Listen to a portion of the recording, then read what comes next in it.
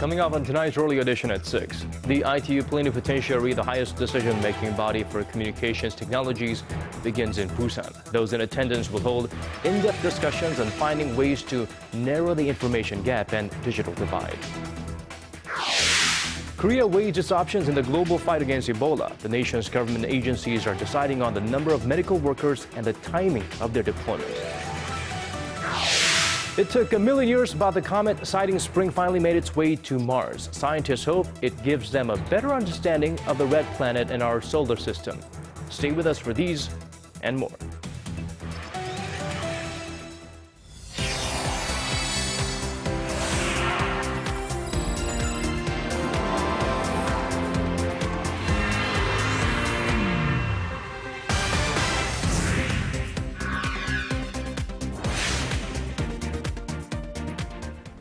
It's 6 in the evening on Monday, October 20th, here in Korea. Live from Seoul, I'm Laah Hyun-kyung. And I'm Daniel Choy. Thank you for joining us. The highest decision-making body for communications technologies, the ITU Plenipotentiary, began its big conference here in Busan this Monday, rather. That's right. And this year's conference, as you said, aims to narrow the information gap and bridge the digital divide. Arirang Song Ji-sun sends us this report from Busan. Connect 2020 is the vision for the ITU heading into this year's conference. It's a vision that highlights the role of information and communication technologies as a key enabler for social, economic, and environmentally sustainable growth and development. The ITU is the UN's oldest international organization and started out setting standards for telegraph services. Today, it embraces issues ranging from cybersecurity and climate change to expanding internet access for the less privileged. ICTs are, in short, among the keys to achieving sustainable development. As we shape a new development agenda and strive for a new agreement on climate change, let us continue to work together to harness the power of technology to create an accessible and sustainable future for all. As the host of this year's Plenipotentiary and one of the world's leading ICT countries, Korea hopes to contribute to helping other countries achieve sustainable growth by sharing its experience. We wish to come up with solutions at an ITU level that include everyone, especially by improving infrastructure in developing countries. Above all, it is crucial to share our ICT policy experience for shared growth and mutual understanding. The first plenary session followed on Monday, with Korea chairing the meeting as host. Equal access to the internet and sustainable growth were once again stressed as this year's keywords. To that end, this year's Plenipotentiary will also serve as an open venue to build ties outside scheduled events. From this Monday, bilateral and multilateral talks seeking cooperation in the ICT sector will be held throughout the three-week conference between some 3,000 delegates from the 193 member countries. Song Ji-sun, Arirang News, Busan. And as you just saw there, also present at the global conference was President Park Geun-hye. Now, she promised Korea's contributions to providing better ICT access to the marginalized and boosting security against cyber threats. Our Choi Yu-sun tells us more. In an age of superconnectivity, telecommunications and new ICT-based industries are continuously changing the ways in which we live. Addressing this year's International Telecommunication Union Conference in Korea's southeastern city of Busan, President Park Geun-hye said the rapidly developing environment poses new challenges to the world. The Korean president first referred to a widening information and communications gap between countries and regions, saying only 3 out of 10 people have internet access in the developing world, compared to nearly 8 out of 10 in advanced nations. 앞으로 전기통신과 ICT가 지역과 국가, 성별과 계층을 뛰어넘어 모든 인류의 인권 향상과 복지 증진을 위한 기술이 될 수 있도록 국제사회가 정보통신 격차 해소를 위해 적극 나설 것을 제안합니다. President Park then talked about the need to bolster the response system against cyber threats and to systematically ensure the safety of new convergence industries and services. The Korean leader used the opportunity to promote her government's efforts to start a creative economy that converges IT with other sectors to innovate, spur growth, and create new jobs. 저는 이러한 초고속 네트워크 기반 위에서 우리 경제의 패러다임을 추격형에서 선도형으로 전환하기 위한 창조 경제 전략을 추진하고 있습니다. Endorsing the ITU vision of ICT growth, inclusiveness, sustainability, and innovation, President Park vowed Korea will do its part by sharing its own know-how with the marginalized in society and developing countries. 최유선, 아리랑 뉴스. Korea is joining in on the global fight against the Ebola epidemic. In the coming weeks, Korea will send an advanced team of officials to West Africa who will set the stage for future teams of medics. Our Shin Se-min reports. A support team of 6 to 7 Koreans will be sent to 2 West African nations in early November as part of global efforts to stop the spread of Ebola. The Ministries of Foreign Affairs, Health and Defense said in a briefing Monday that they will send an advanced team of people from the 3 government agencies to review safety plans for dispatching future support teams.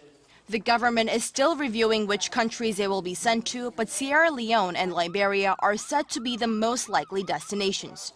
They also add that the safety of the medics will be the highest priority and that consultations with countries that have already sent support teams such as the US, UK, and Germany are being had. In addition to the manpower, Korea has also pledged $15 million in the global fight against Ebola. The worldwide death toll in the Ebola outbreak has surpassed 4,500, yet there are some positive developments. A Spanish nurse who was the first person to contract Ebola outside of West Africa has tested negative for the virus and is now confirmed free of the disease. And in the U.S., 48 people who came into contact with an Ebola patient in Texas have been taken off the Ebola watch list after showing no signs of the virus. Shin Se-min, Arirang News. Moving on to inter-Korean affairs, North Korea has still not answered South Korea's proposal for high-level talks. Instead, the two Koreas engaged in yet another cross-border shootout over the weekend. Some say this could all be a carefully calculated move by Pyongyang. Our Hwang Sung-hee has the details. Another shootout across the inter-Korean border has further heightened military tensions on the Korean peninsula. On Sunday, the two Koreas traded fire after 10 North Korean soldiers were seen approaching the military demarcation line near the border city of Paju. This comes just 9 days after North Korea fired machine guns at South Korean balloons carrying anti-Pyongyang leaflets. Provocations could be aimed at banning the controversial leaflets or at getting South Korea to be less forceful on the North Korean human rights issue at the United Nations on October 28th. North Korea has yet to respond to South Korea's proposal to hold a second round of high-level talks next Thursday. Experts say the North may be attempting to set the agenda for the planned meeting through the series of shootouts. North Korea seems to be escalating military tensions to protest South Korea's recent countermeasures and to build up a pretext for discussions on the rules of engagement in the West Sea and the DMZ. North Korea is expected to seek discussions on preventing future clashes at the maritime border, ending cross-border slandering, and lifting South Korean sanctions.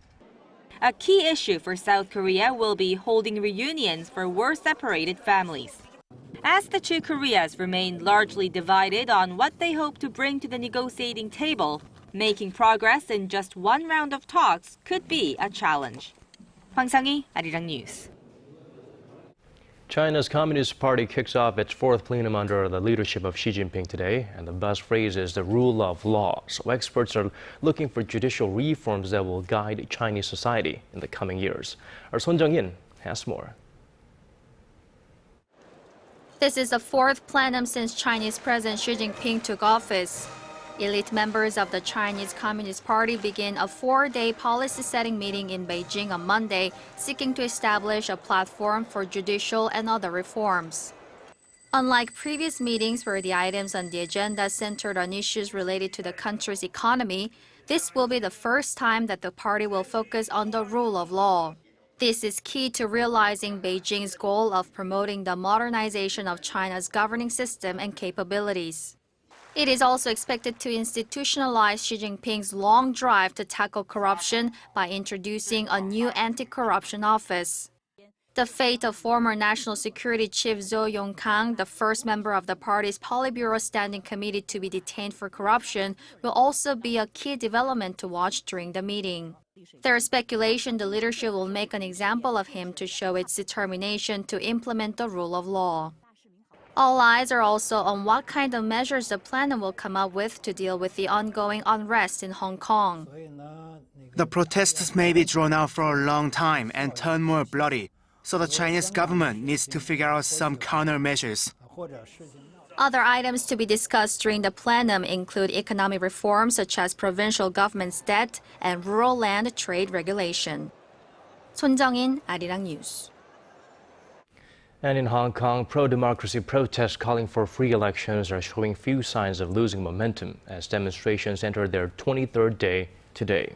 Over the weekend, the standoff between police and protesters turned violent in Mong Kok after demonstrators retook parts of the district. Police used pepper spray and batons to control the crowds. At least 20 people were reportedly injured, including police officers. A 23-year-old man was also arrested on Saturday following an online post that encouraged others to join what authorities called an unlawful assembly in Mong Kok.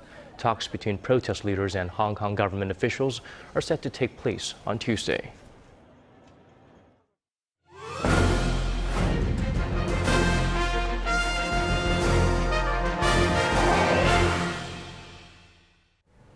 Now, these days, it's not too difficult to spot a Porsche or a Ferrari pass by in the capital Seoul. The market for what are called supercars is apparently growing here in Korea, and that's according to industry insiders. Right, our Kim Hyun-bin reports on the reasons behind this boom on this week's Industry Insight, and he's extremely excited about covering this topic.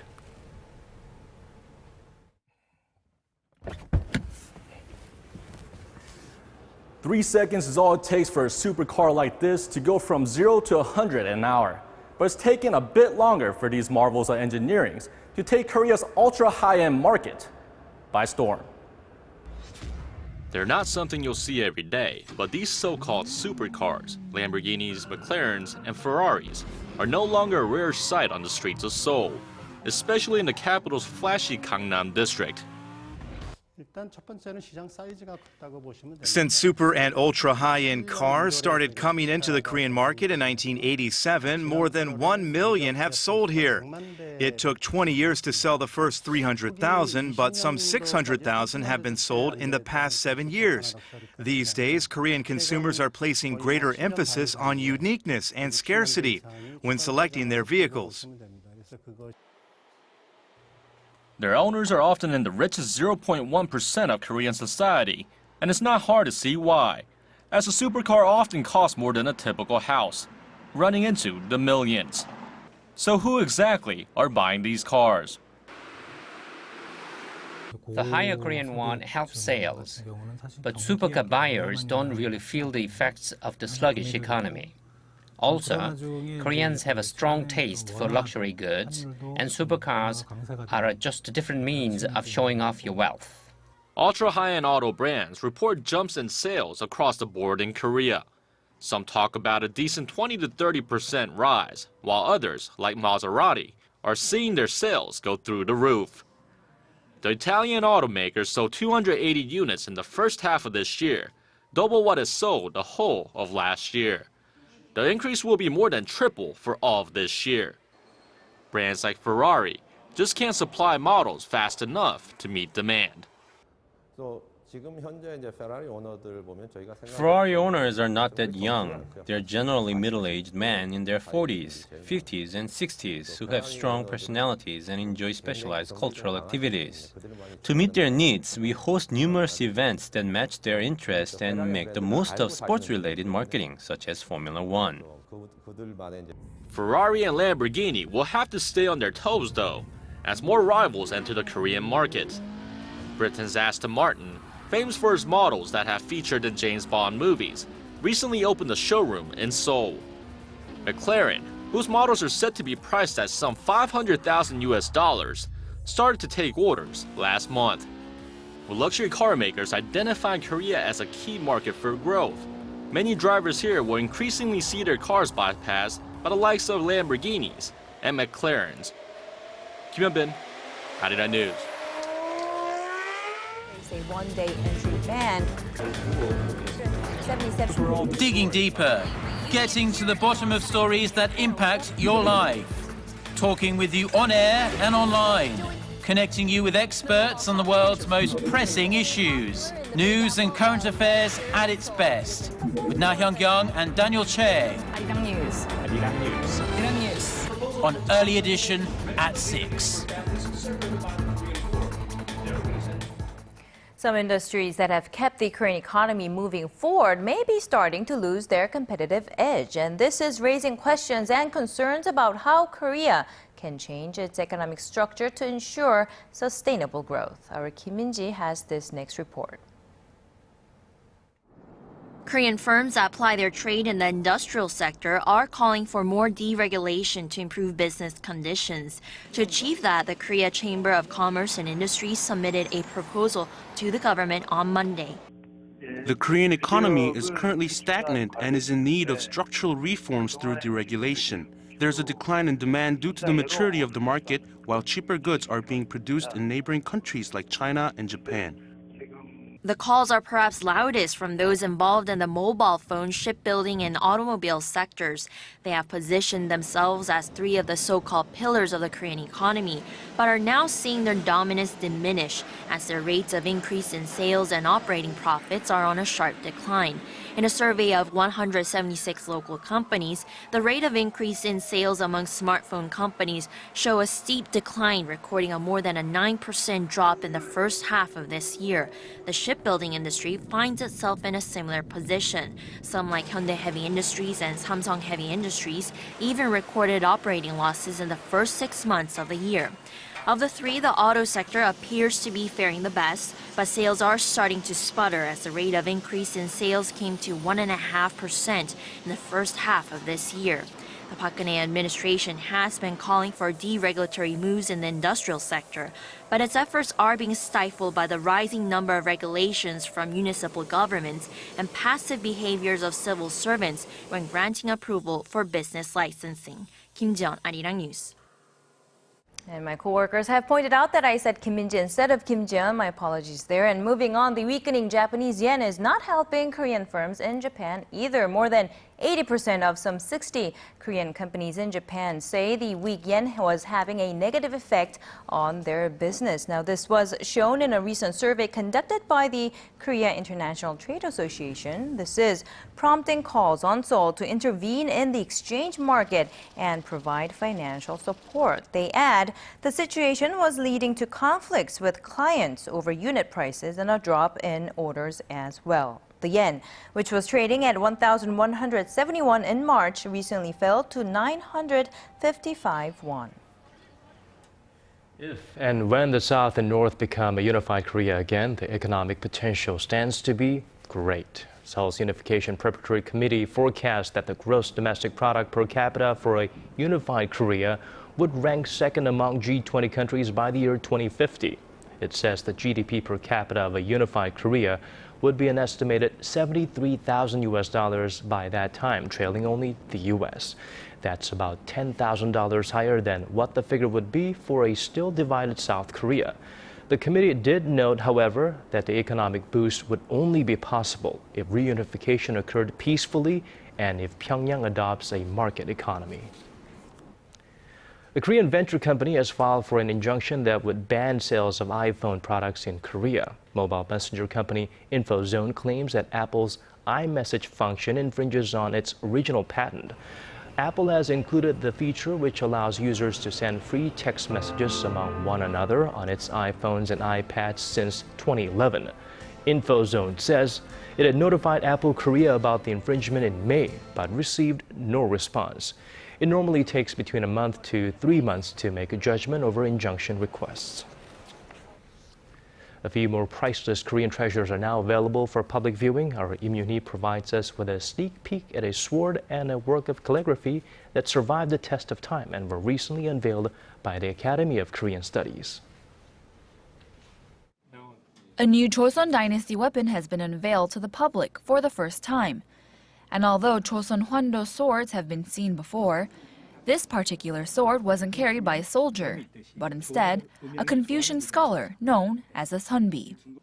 The sword is the only one of its kind to ever be discovered, and its exquisite craftsmanship places it in the class of priceless cultural artifacts. Even after hundreds of years, the body of the sword is still very much intact, a testament to the quality and handiwork of the piece. Carried around the waist, the sword was used by ancient scholars as a source of protection. Joseon Dynasty scholarly officials excelled at both studying and the martial arts, so they also carried swords. A Joseon Dynasty work of calligraphy in the Gwangjoche form has also been revealed, written by the great-grandson of the legendary calligrapher Hwang Gi-do, also known as Lonely Mountain. Also a calligrapher master, his grandson Iha rewrote an ancient times memorial, the work itself an important cultural find. 3,000 characters is an enormous find, and calligraphy is a big part of Korean culture, so this is a huge contribution.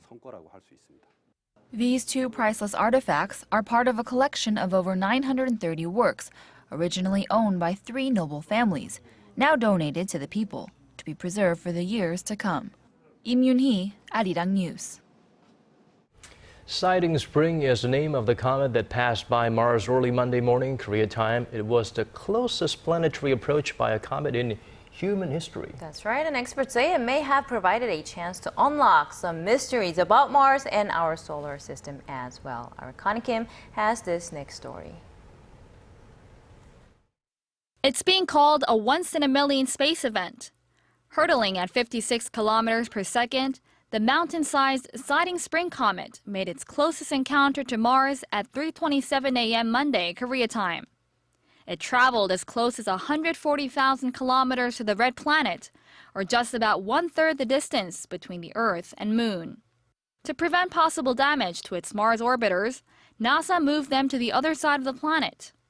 NASA's Near-Earth Object Program Office says a speck of space dust no bigger than 0.5 millimeter in size, traveling at 56 kilometers per second, would cause significant damage to one of these spacecrafts. But satellites in the area will be studying the comet, including its gas and dust shroud and the material that trails behind it. Using that data, scientists hope to gain a better understanding of Mars, including more about the planet's weather patterns and its atmosphere. And as the icy comet is believed to be the frozen remnants from the formation of the solar system, scientists also hope they'll get a peek 4.5 billion years into the past at the origins of the solar system. It's taken Siding Spring 1 million years to make its way to Mars, truly making this a unique opportunity for science. Connie Kim, Arirang News.